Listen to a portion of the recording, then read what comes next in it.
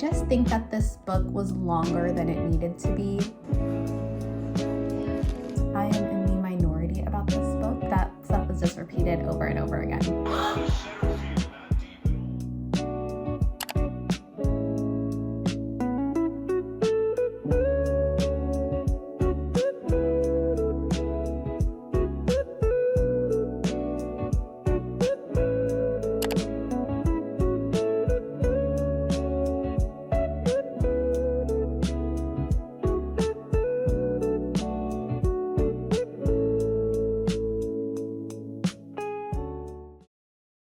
Hi guys, and welcome to today's video.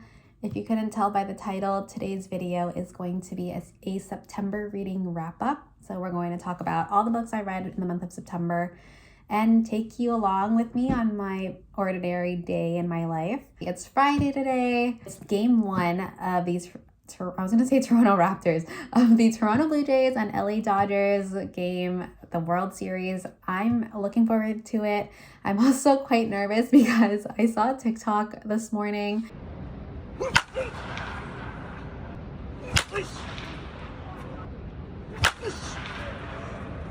Yeah, I'm nervous. Let's move on to the books that I read this month. They were mostly rom-coms, no surprise there.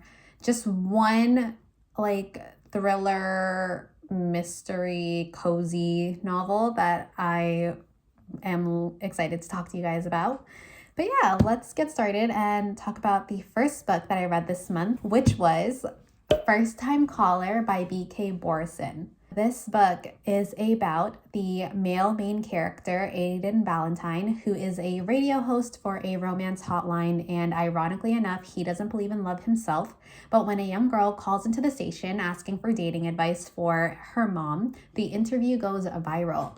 Our female main character, Lucy Stone, has a good job, the best kid, and a great family. But when the interview goes viral and now all of Baltimore knows about her love life, or lack thereof, she begins to question if she's as happy as she thought. Everyone wants Lucy to find her happy ending, but when sparks fly behind the scenes, Lucy must decide between the radio-sponsored Happily Ever After or the host of the show. This book was actually one of my most anticipated reads of this year. I thought that the beginning of this book was really strong, and I loved the family dynamic and all the side characters I thought were really great. I just think that this book was longer than it needed to be. It took forever for the couple to get together. At the maybe 80% mark, I just wanted to hurry up and finish this book. And honestly, at some points, I did feel like Lucy deserved better. I thought overall it was really cute, low stakes book. This one is going to be a 4 out of 5 stars for me. We're starting off pretty strong. Now that I think about it, I think this book might have been my highest rating for this month.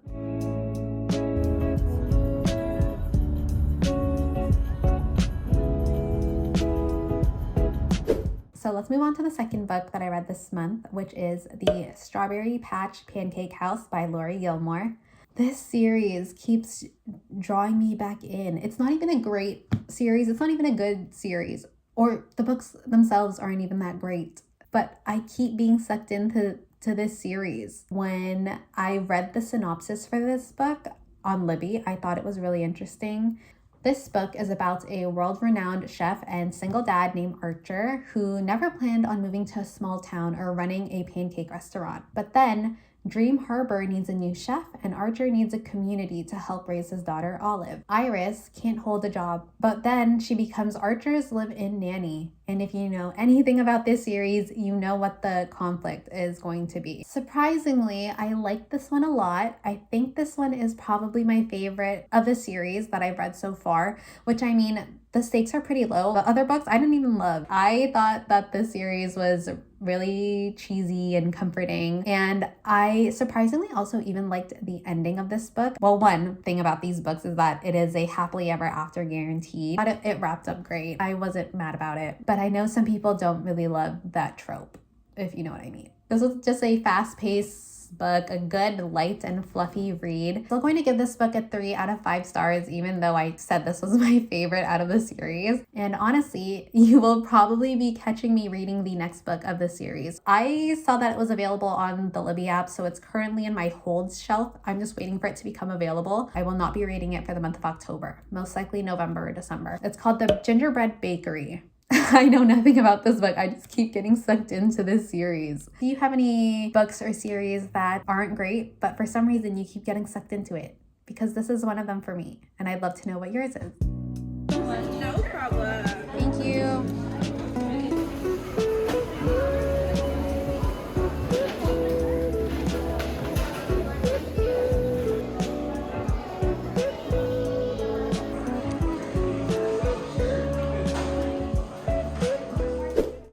Third book that I read for the month of September, Death in the Downline by Maria Abrams. I remember seeing this book at Indigo. It was the book cover and the title that really drew me in because I knew it was going to be an MLM mystery. This book is about our main character, Drew, who moves back to her hometown. She's pushing 30 years old, newly single and living with her dad, and her career as a serious New York City journalist isn't going the way she expected. She reconnects with her former best friend, Steph, who married young and never left their hometown, but Steph looks good. She's glowing. She drives an expensive car and is living a luxurious lifestyle by being part of the MLM Luminous. With nothing to lose, Drew gets sucked into the world of downlines, sales parties, and girls' trip. But when a Luminous distributor mysteriously dies, Drew tries to uncover the dark secret of the organization and save her best friend before it's too late. I actually really enjoyed this one. Overall, I thought that this was a really good, cozy mystery, and it was like insanity mixed with fun. I thought that the concept of this book was really engaging, and to be honest, I didn't find there to be a really big shocking moment, but it worked for me, and I'm personally going to give this book a 3 out of 5 stars.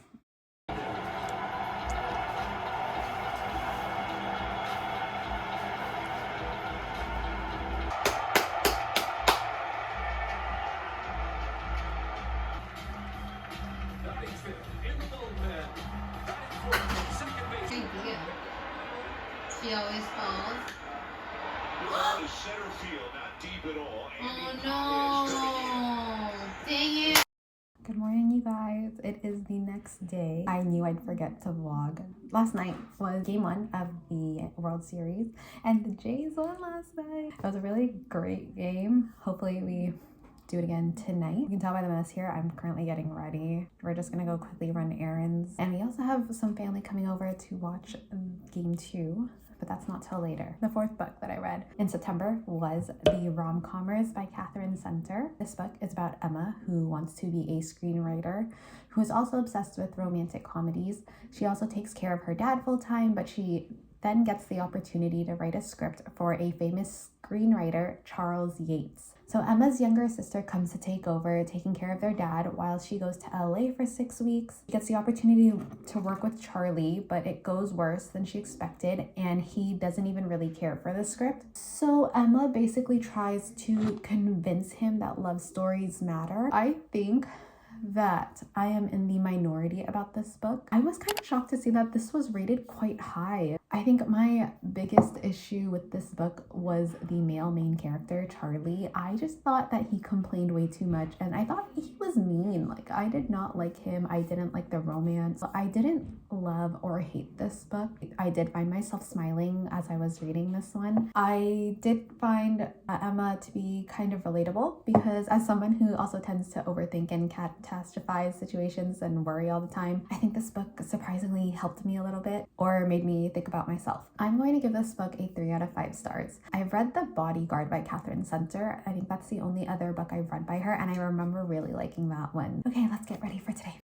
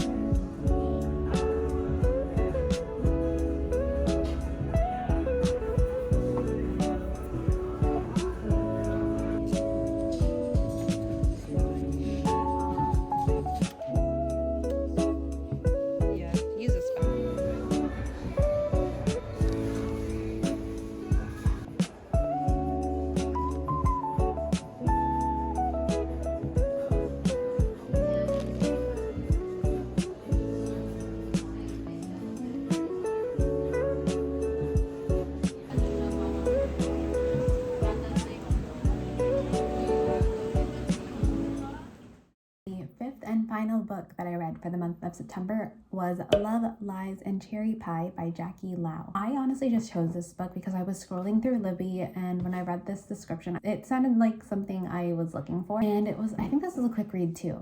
This book is about Emily, who is a writer and a barista, and her mom tries to meddle into her love life. And when her mom tries to set her up with Mark, she thinks that the best way to get her mom finally off her back is by getting into a fake relationship with Mark. He agrees, and they go on fake dates, but when their family and friends show up on their dates, they try to be more convincing and spend more time together, and Emily thinks there's something more than his sweater vest. This was short and sweet and exactly what I needed. I really like that this book setting was in Toronto. I like the family dynamic, and the pacing of this book was pretty good, but there was a lot of millennial angst from the female main character, especially because Emily constantly repeats how tough the publishing industry is, which I'm sure it is, and how expensive it is to live in Toronto, which yes, it is. That stuff was just repeated over and over again. The romance was meh. I didn't really care for it, and I wasn't all that convinced either. I also wish we did see a bit more of Mark's development or something. I'm going to rate this book a 3 out of 5 stars. Those were all the 5 books that I read this month. A lot of them were 3 stars. We started off really strong, and then it all just plummeted from there. If you've read any of these books, let me know your thoughts about them in the comments.